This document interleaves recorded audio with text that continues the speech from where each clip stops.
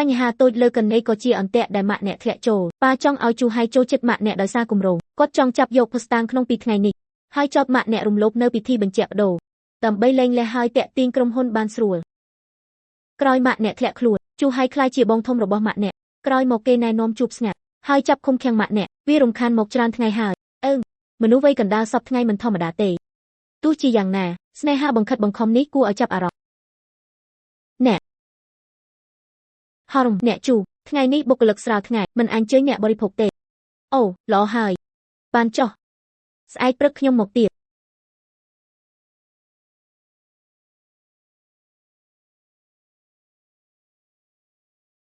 ម៉ាក់បើដូចយន់ចៃនិយាយយើងត្រូវធ្វើដូចម្ដេចហេ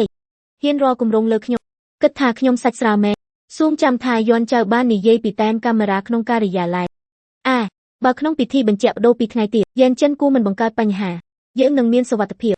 បើគាត់ធ្វើដូចយន់ចៃនិយាយហ៊ានបំផ្លាញខ្ញុំនឹងឲ្យគាត់បរិភោគផ្លែឈើអាក្រក់ដោយខ្លួនឯង